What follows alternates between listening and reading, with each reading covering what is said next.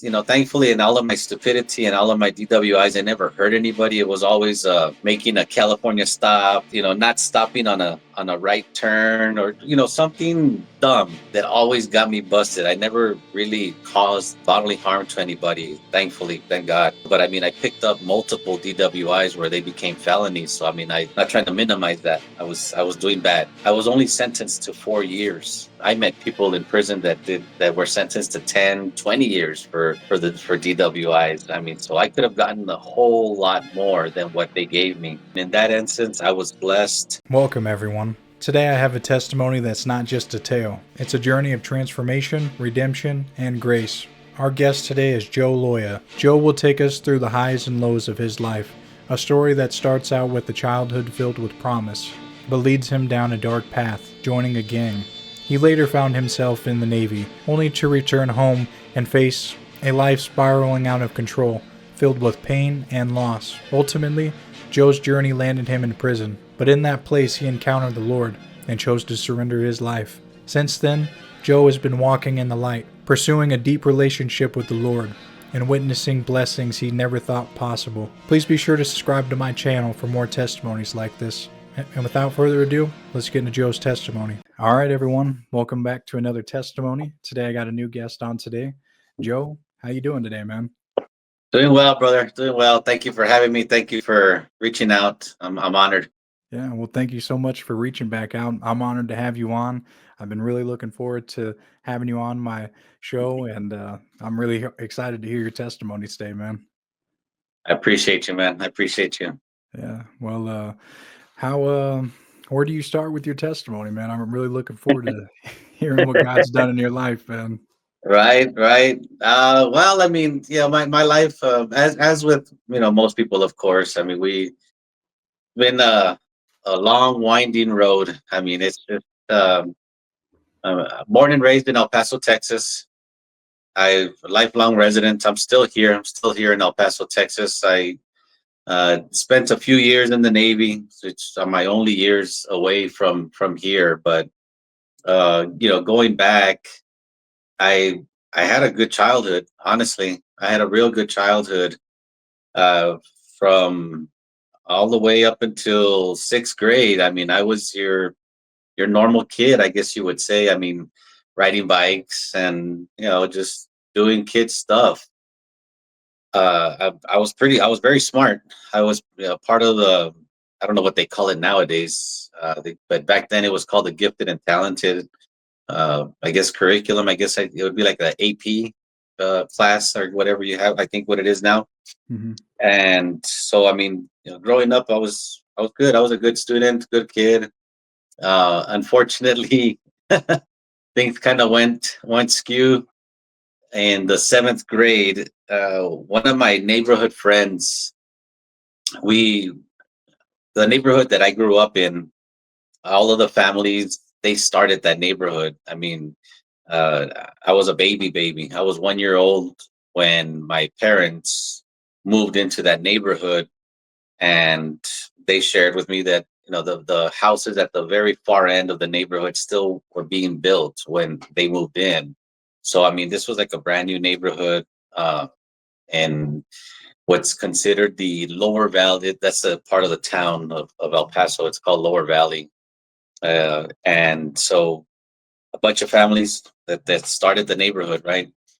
And this one mother of one of my friends, she's uh, she's a beautiful woman. I love her, and but she has a heart of gold. And back then, she brought some illegals to the house. She crossed back over from Juarez, because I mean we're right here, right? We're right on the border. I mean, and back then, this is in the 80s. I mean, it wasn't as strict and stringent as it is now. I mean, back then, you can cross over like nothing. And so, I mean, she would go over, come back, go visit family, come back, and whatever have you. And I guess one of those times she saw a couple of guys there at the bridge, just panhandling. And again, she has a heart of gold, and so she invites him to the house, and she gives them a meal, a nice warm meal. She gives them some money, gives them some clothes. Um, but on top of that, she allowed them to stay there and just to help them. Well, I mean, they were very appreciative of her love and her and of all everything that she did for them. But I mean, they were gang members from Chihuahua, Mexico, and and so they started hanging out with us little kids, and we're over here riding our bikes. But now they start telling us, like, showing us, like, the gang mentality per se. And of course, this is 80s, 90s. I'm probably before your time, but I mean, Tupac and Big and East Hmm. Coast versus West Coast, those Oh all yeah. kicking off. I mean, it was, and of course, we're seeing it on the TV and stuff like that, and now we're intrigued about it, and now we want to get involved. Local gangs are there, and so we want to be our own gang now. And Wow. so seventh grade, I complete 180. I mean, I was I was one of the younger of my all of my friends. So I'm entering into middle school, and my friends were entering into high school, and we form our own gang. We are we now we're representing ourselves, and of course every out perimeter gang is like, who the hell are you? And they want to fight us now, and so here we are. We're fighting anybody and everybody. Back then, I was in middle school, and it was so bad. I remember I would go to school in the mornings, but for lunch, I'm out of there. I would take off. I would go running to the high school, which is maybe like, I don't know, 2-3 miles down the road, and I knew that I was running over there because I knew that we were going to fight after school, and so I wanted to be a part of it. So that was seventh and eighth grade, and ninth grade I get into high school, and more of the same, more of the same. It was, and then after my sophomore year, the summer after my sophomore year, I get locked up. I get locked up, and I get charged for two aggravated assaults. They had originally arrested me for two attempted murders, but they brought the charges down. I was in danger of getting tried as an adult at 16 and going to the prison system. And God, now we know who intervened and stuff, of course, right? But almost at the 11th hour, the DA came back and tells my lawyers, like, all right, we'll keep him in the juvenile system, and we'll lower it to two aggravated assaults if he signs. And I'm like, where do I sign? And so I signed. I did a year in what's called TYC, Texas Youth Commission, which is prison for juveniles, of course, right? And they sent me away. I was out in a small desert town called Pio, Texas, out in the middle of nowhere for a year, and then I came back to El Paso, and I got back into it. I was back into the whole gang life and the whole mess. I mean, drinking already at a young age.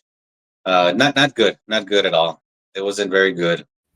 Uh, Yeah, I was gonna say. I mean, just like you said, a complete 180, just from going from living, and having a good upbringing, a good life, but it was yeah, just being influenced by just a fluke, by yeah, yeah, just being introduced to these guys, and then of course seeing it on TV, yeah, and I mean, just then having the friends and stuff, and but that's what happened, and yeah, I mean, just yeah. completely. I mean, and so I mean, unfortunately, again, I didn't learn my lesson.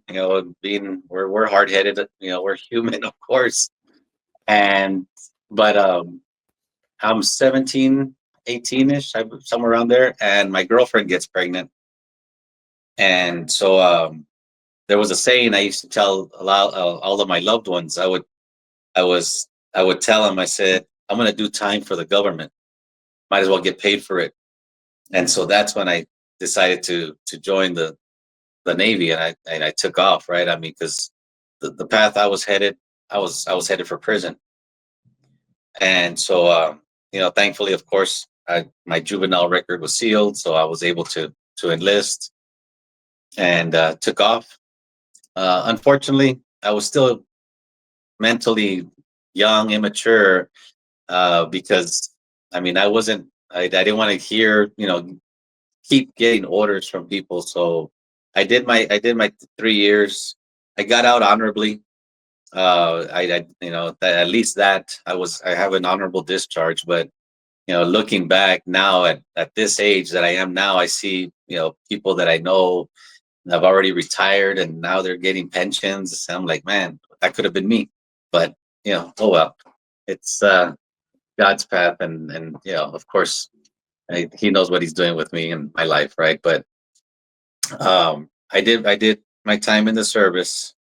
I get out in March of 1998, and in June of 1998 is when my whole life just took a downward spiral.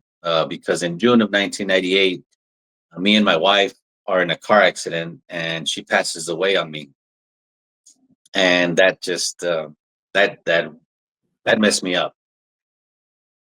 For At that time, we had a 3 year old and a 1 year old. So my daughter's 3 and my son is 1 at the time, and she passes away in the car accident. I get broken arms, concussion, whatever, but I survive, of course. And for about a year, maybe year and a half, I'm good. I'm quote unquote, dad number one. I'm taking him to daycare.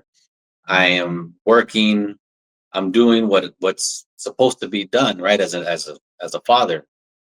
But I never addressed me. I never addressed my pain. I never grieved. I never went through the whole process. I never took counseling, none of that. And so unfortunately I went back to self-medication. I went back to the bottle and just got deeper and deeper into it. Unfortunately, drinking led to coke. Started using. I was still working. I was still what they like to call a functioning alcoholic, because I was still working. I was working for the state. As a matter of fact, I was a state employee, but I wasn't good. I wasn't good mentally, emotionally, and I was nowhere. I wasn't even at that time. I still consider myself a Catholic. Every blue moon, I would attend church. I would go to mass, probably Christmas and Easter maybe, but didn't have that relationship that I have now, of course. Well, definitely. And so just things just got worse and worse, and just started picking up DWIs and DWI after DWI. It was just an ugly road for many, many, many a years.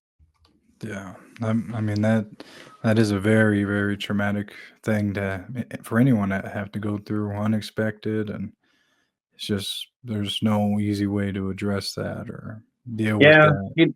I mean, us as men, and I'm not going to try to generalize everybody, of course, but a lot of men, we struggle with opening up, right? I mean, and women too, of course. There are women that struggle with that as well. So I'm not trying to be chauvinistic or anything like that, but uh, I would say that men, for the most part, they don't like to share and open up.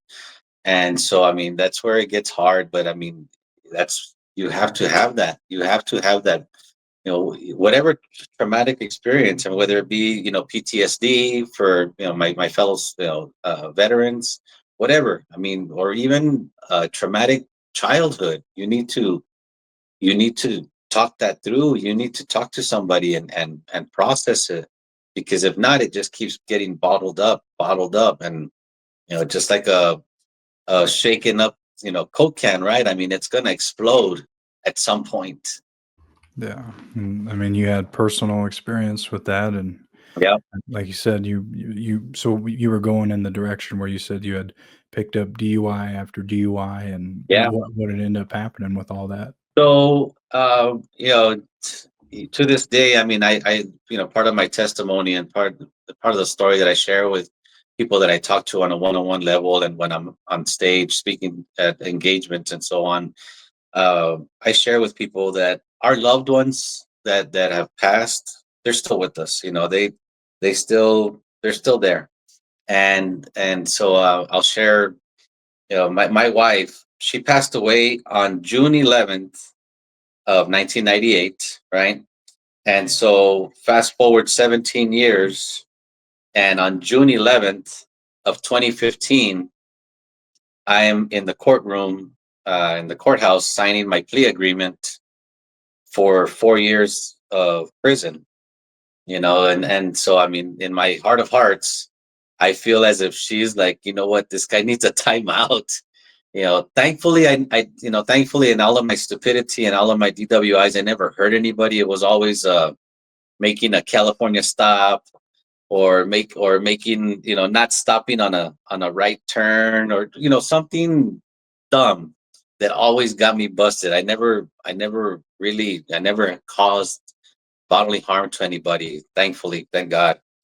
But I mean, I picked up multiple DWIs where they became felonies. So I mean, it's not, and I'm not trying to minimize that. I was doing bad. I was doing bad, but it was I was only sentenced to 4 years, which, I mean, I met people in prison that were sentenced to 10, 20 years for DWIs. I mean, so I could have gotten a whole lot more than what they gave me. Wow. And so, I mean, in that instance, I was blessed. And so, I mean, it was just like like, hey, and basically it saved my life, because uh, I'll share something else with you.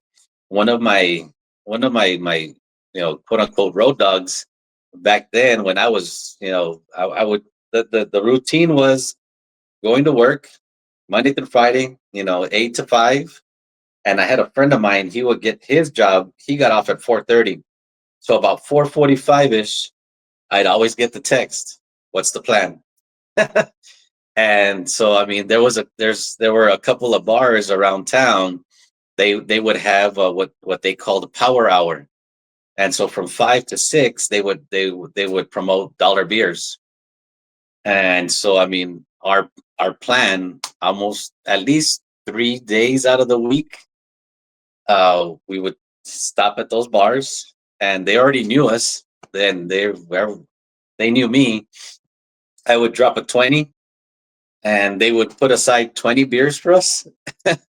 And we had 20 beers at $1 a piece. And they would do that for us. And I mean, that wasn't good, of course, right? I mean, because we get drunk, obviously. But that was the routine. And so, fast forward, I get locked up in June. In November of 2015, that friend of mine passes away because of heart failure.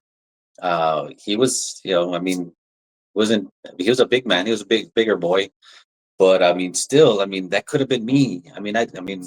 So I think of all of the what ifs. So I mean, it's a cliche that a lot of prisoners say, that that prison saves you, and I mean, it's for me, it was true, because I was going my path. I was on a highway to hell. I didn't care. I was really killing myself, unfortunately. And so, me getting sentenced to prison, uh, put me in that timeout where it set me aside. And so, stepping forward a little bit, again, I get locked up in June, and I get sent to the main prison for diagnostics, where they question, and they prod you and they poke you, and then they decide, all right, are you a violent offender, non-violent, whatever, and then they classify you, and then they send you to your prison that you're going to go to. And so I get sent to a prison in Plainview, Texas.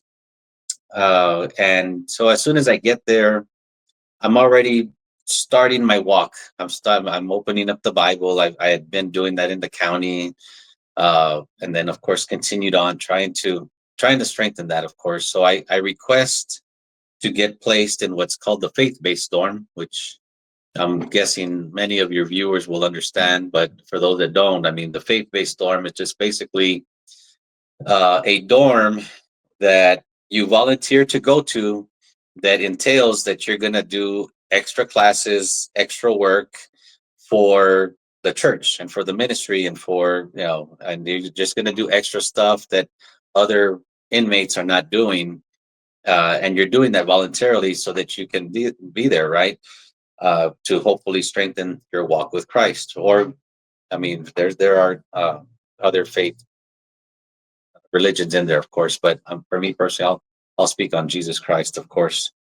And but in most yards, most units, there's a humongous wait period for that dorm, because not just the people that are after Jesus are trying to get into that dorm. You've got your snitches, you got your sex offenders, your child molesters. All of those types of people are trying to get into that faith-based dorm, because they know that the Jesus freaks aren't going to kick their butt, or at least they're hoping that they won't. Whereas if they're in general population, they're gonna get handled, because of their offenses and what they've done, right? So it's usually a long waiting list that to get in there. But somehow, some way, and again, we know how and why. In November of 2015, things start getting bad in the unit that I'm at. Black versus brown, racial tension is high. Like, I mean, it's like, oh my God, like we're on the verge of a race riot. And so I'm crying out to God. I'm crying out to God. I'm like, why? Like, I'm here for I'm here for DWIs.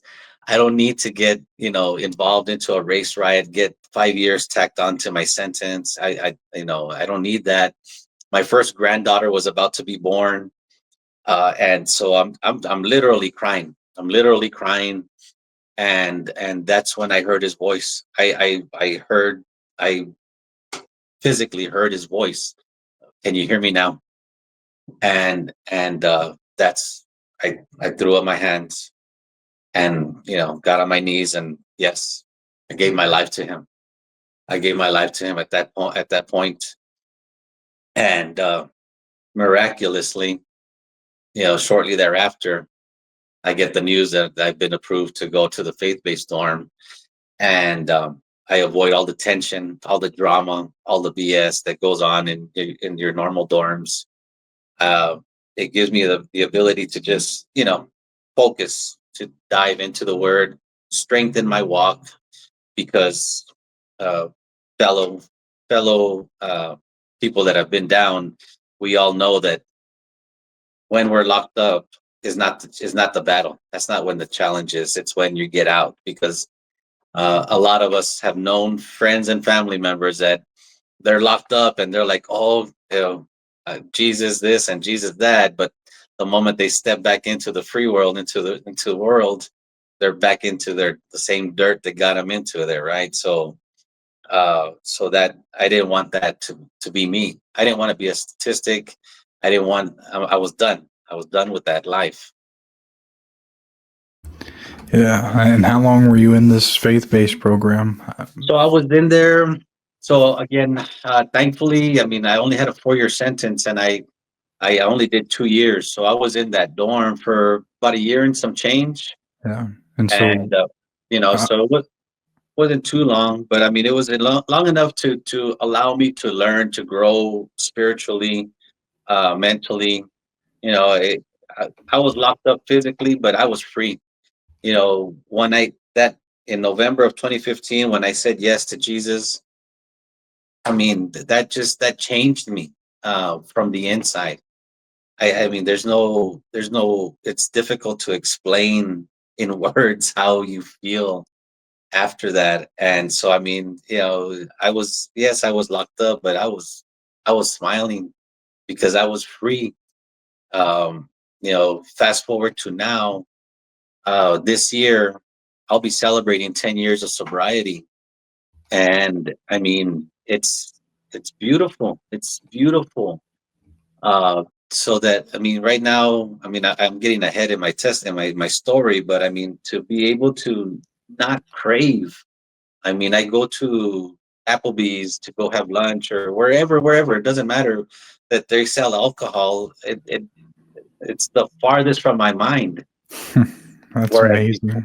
whereas before, I mean, it's like, man, you saw a Bud Light commercial and or whatever commercial, you itch for it, you want it. I'm Oh, like, but now, I'll share a quick funny story. Again, I jumped way fast, way ahead, but yeah. I do a lot of networking. I do a lot of business events, a lot of outreaches, and I do a lot of things in the community.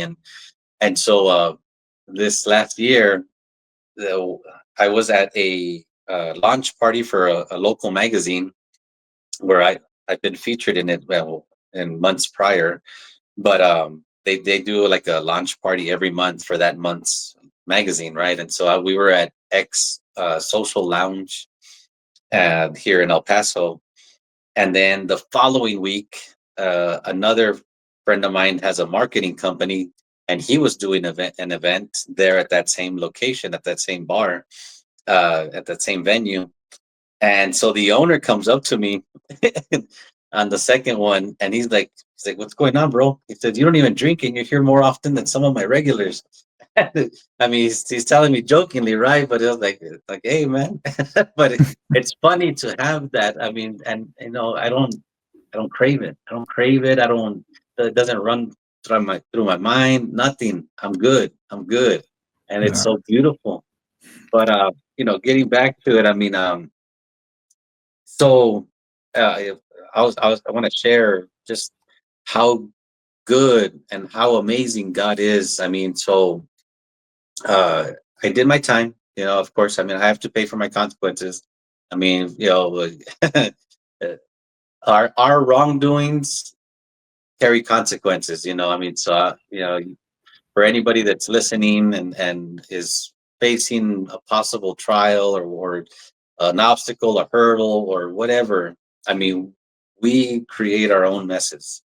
I mean, God is a God of miracles, yes, but I mean, we have to pay for our sins, right? I mean, like me, like Mhm. my DWIs. I mean, I can't expect to be scot free. Come on now, right? But I get upon release, I want to share this story because I mean, it just speaks of I mean, how amazing the God that we serve.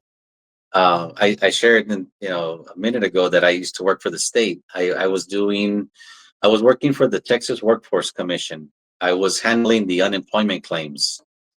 And so I was the person that was, accepting the claims. I was a claims examiner. I was the one that would review the files, the evidence from the company, evidence from the employee, and then I would have to determine based off of the evidence whether they were getting unemployment benefits or not.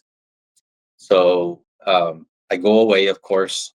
I come out, and it's 2017, and Hurricane Harvey had just hit Houston on the East Texas. And so as I get out, I'm reaching out to people, of course, saying my highs, well, coming back into society. And some of my old coworkers, they share with me, they're like, man, that they're swamped. They're inundated with disaster claims for the hurricane victims out in East Texas. I mean, that they're having to work Saturdays and Sundays, and that it's crazy. And so I was like, you know what? I'm gonna go apply. I mean, well, the worst thing they can do is tell me no. I mean, I'm in the same spot that I'm in now. So I mean, there's no harm in me, asking for a job. And sure enough, I get hired. I get hired by the state of Texas. And so, my family and friends were wide-eyed. They're like, how did you just get hired by the state?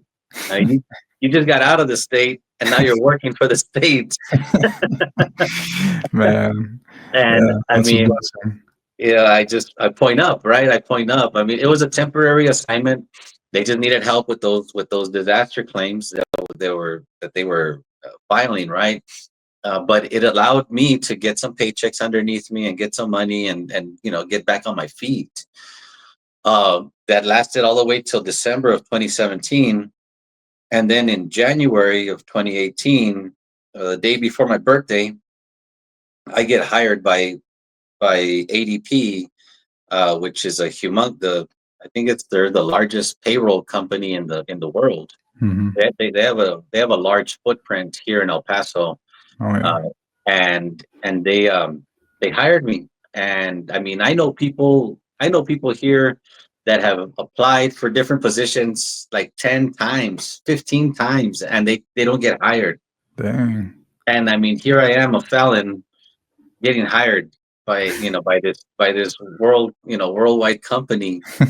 And again, I mean, they're like, how did you get hired? And I'm like, there's no other explanation. I mean, if you looked at my record, my jacket, I mean, they'd be like, there's no way. Another blessing right there. Exactly, man. I mean, it's amazing. I mean, ever since I said yes to him, it's just been level upon level, glory upon glory. I mean, it's just been amazing, amazing. The things that he has done in my life, the places he's allowed me to go, the things I've seen, the people I've met. It's just, I mean, I can go on and on and on. But like two years ago, I was in Miami at the Grant Cardone, the 10X conference. I was invited last minute by a friend of mine. I mean, he's like, "Hey, we're going to Miami. You want to go?" I'm like, "Where did this come from?"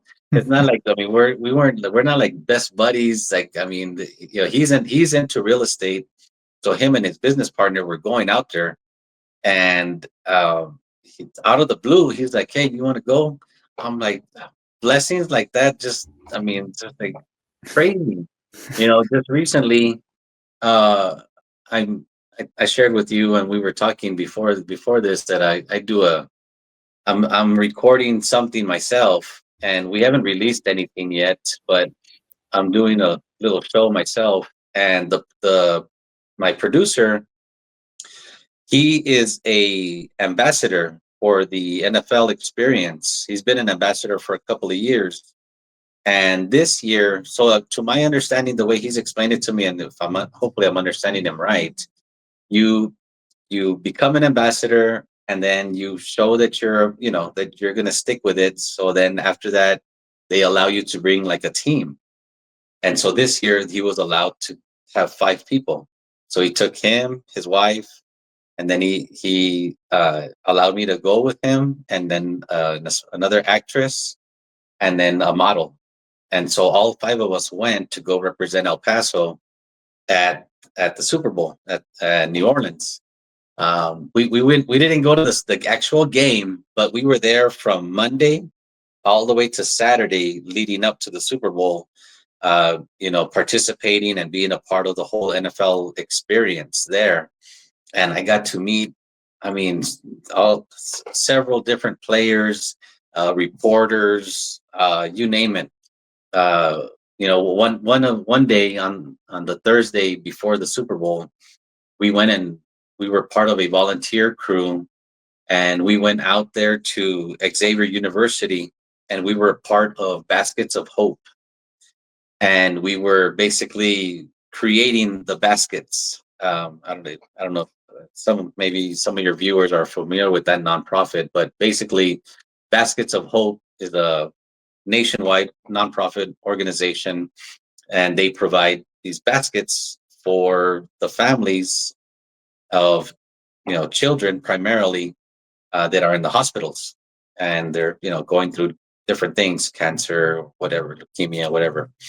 And so for the last 18 years, they've been partnering up with the Dungy Foundation, and wherever the Super Bowl is held at, they go hard in that particular city. And so on Thursday, we there was like about 300 volunteers at Xavier University, and we looked like a little uh, chain, and we were just loading up these baskets with like different stuff, you know, crayons, toothbrush, a little necklace. I mean, different things. And we were creating this big old basket for them. And then on Friday, the NFL players, they go out to the children's hospitals and they go deliver them, right? And they go present them to the families because it has stuff for them, for mom, for dad, and for the kids. And so it's a beautiful, beautiful organization, and we were a part of that, and it's beautiful.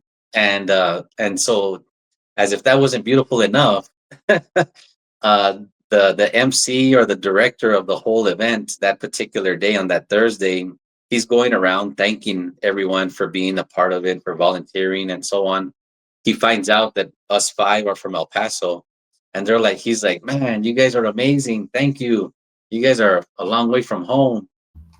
And so he starts to talking to us, and we shared with him my show, and he tells me, he says, how would you like to interview a couple of NFL players for your show? I'm like, wow. another another blessing.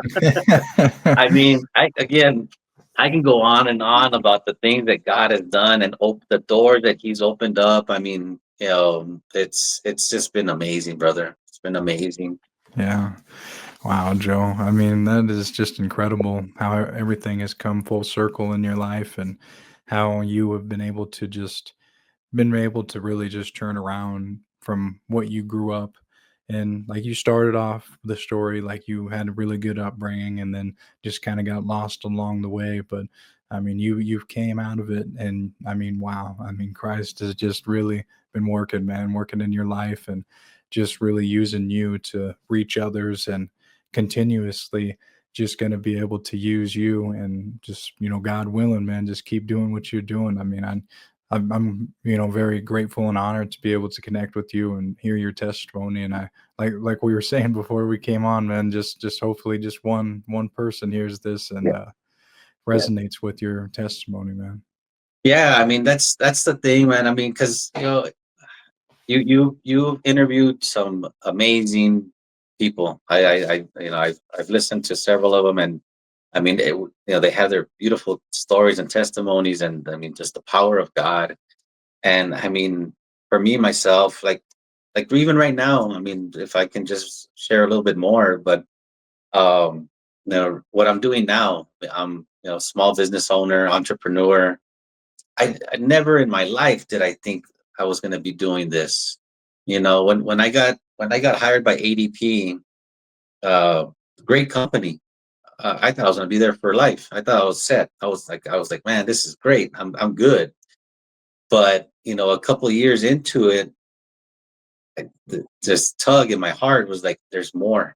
There's more. And I'm like, what do you mean there's more? I'm like, this is a great company. I'm good. Like I'm having this dialogue with God, right? I'm like, what do you mean? And so I started getting involved in trading. I got involved into a MLM company that does the forex and crypto trading, which I'm sure you've probably seen on social media. And I was pretty successful. I was pretty successful with that. I was trading and I was winning more than I was losing, so I was making money there. I was building my team, so the company was paying me residual for the team that I had built, and then I had my check from work. So I mean, I was like, man, I'm good, I'm good. But again, that he kept telling me there was more, there was more. I'm like, what do you mean? I was like, I couldn't understand, and so I share this to a little joke, but my ex-wife, she does sales. She does sales for Dish Network, and for a long time, she would tell me, she was like, "Hey, you should come work with me. You love talking to people. You would do good." And I'm like, get out of here with that. I'll never do sales. But God has a sense of humor sometimes because 'cause now, here I am, you know, basically, but I don't see myself as a salesman. I see myself like as a servant, because uh, most of El Paso will know me from the solar industry because that's where I started with this whole entrepreneur stuff. But I've basically ventured into pretty much anything to do with a house because however I can help, however I can serve is what I want to do, and I just want to serve people and help people. And so in these 4+ years that I've been in business, I have yet to knock on one door. All of my business has been referrals, just people just bringing talking good about me, which is, I'm blessed. I'm grateful for that. I thank them. But it's just been an amazing journey. And so for anybody that's out there that's going to listen to this, that has that checkered past, or that has that hiccup, or whatever, it doesn't matter. It doesn't matter. A lot of us have probably seen that on social media. I know I have. I'm sure you have too. But it talks about that what Moses, he was a stutterer. He killed an Egyptian. David. All of his shortcomings, and God still uses these people in amazing ways. Hmm. I mean, Absolutely. all of the people that Peter denied him. We can go on and on and on. All of these different examples, right? So you know, all of that is God can can say, you know what? Don't worry about that. I got you. And so it's just you saying yes, and just let your will be done, not mine. Exactly. That's what it comes down to. Because it's Mm. crazy. Because we as humans, we want to control, especially men. We want to feel as if we've got this. But like it's if we build his house, he'll build our house. It says it in the word, right? And so I don't know about you, man, but there ain't no other person I would choose to build my house, Yeah. right?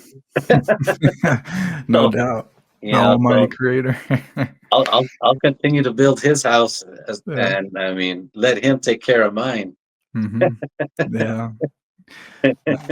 No, that's a good one. That's a really good way to look at it. But no, I like your references, because God does choose everyone that, like you said, like how you said you chose David and Moses, and like you said, anyone with a checkered past. And Yeah, I think that's true and still applies today. I mean, look at you're walking proof of that, and you're exactly. continu and that's what these testimonies do. That's what they share. And they spread the word. They get that out there to let people know, hey, there is hope, there is redemption, there is change. Change is possible, and that's after you make that change, you just got to try and be consistent, and that's what's key in all of this. And seek God. Don't if you have a hiccup, you have a fallback, or slip up, you just try and you get back up and seek God. And that's what you got to try and do. I mean, we all have shortcomings, right? That's it, man. You fall seven times, and you get back up eight, right? Yeah. Because like right now, I'll share a quick. I know we've been going on too long here, but real quick. Just the power of God. So now, and again, like I said a second ago, I do a lot of networking, a lot of different events, and I'm a veteran, so I love my veteran community here in El Paso.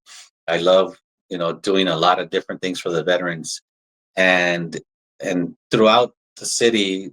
I mean, I know constables, I know sheriffs, I know politicians, I know, like, people, like, we shake hands and they know who I am, I know who they are, and it's just an amazing thing. I'll share a funny story with you that so a friend of mine, a fellow networking friend of mine, she works for a healthcare or Humana, and we were at a groundbreaking ceremony a couple of years ago, and everybody, the who's who of El Paso was there.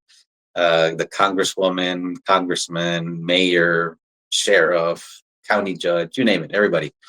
They were all there. And so the county judge, he was the former county sheriff.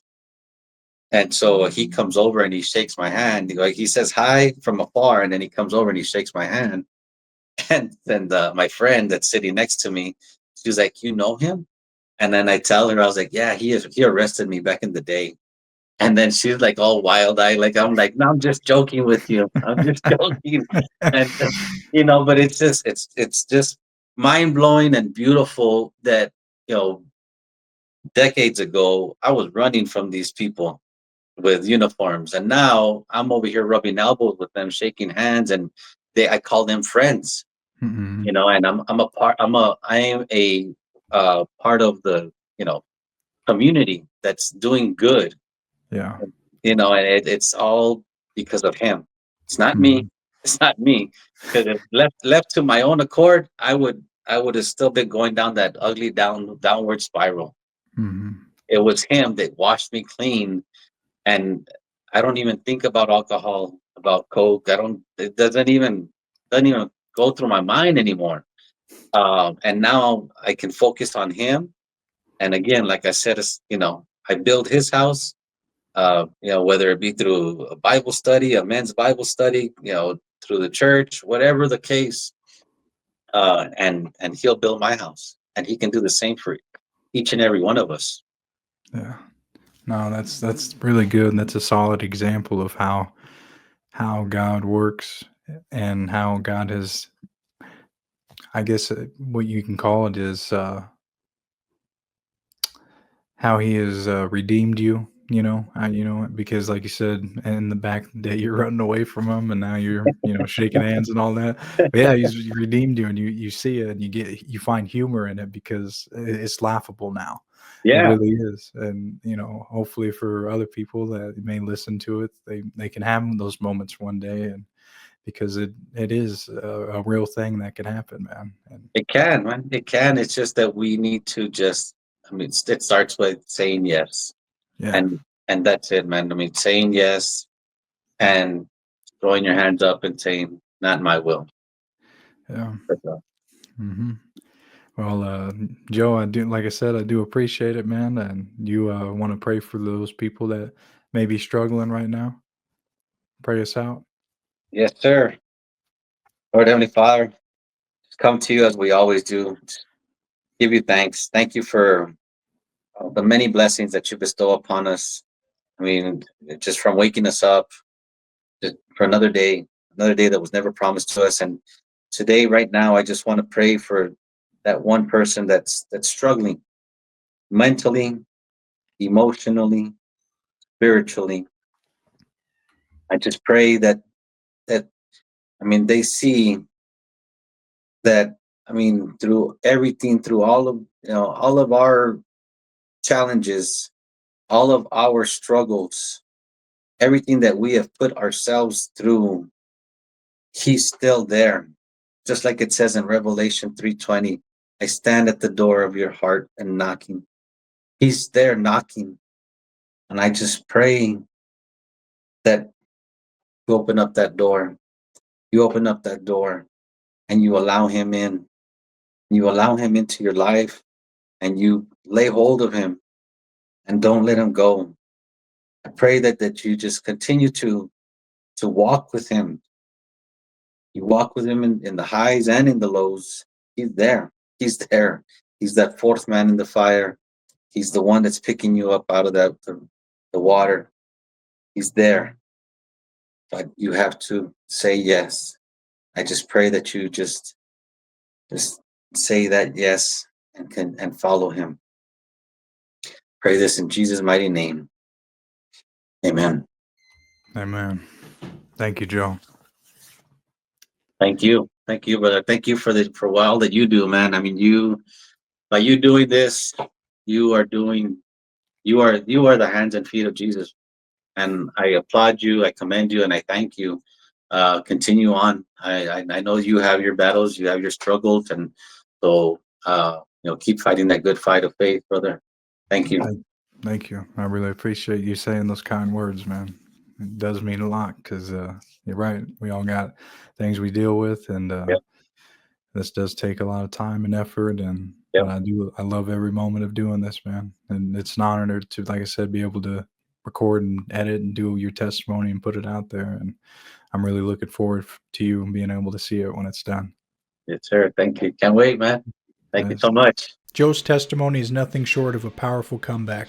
His testimony serves as a beacon of hope for anyone feeling lost in this world, showing them that there is always a way out in a world that can easily make us feel defeated, abandoned, and without purpose. Joe's journey is a reminder that no matter how far we've fallen, we are never beyond redemption. What a blessing it is to serve a God who, in His mercy, always meets us where we are, offering grace when we least deserve it. If Joe's story moved you, I encourage you to comment, share, and like. Be sure to hit the notification and subscribe button if you want to get more testimonies like the one you heard today. At the end of this video, a playlist will pop up called the Testimony Playlist, and in that playlist you can find all the testimonies I've got to record in the past. Thank you again so much for watching, and of course, we'll see everyone on the next one.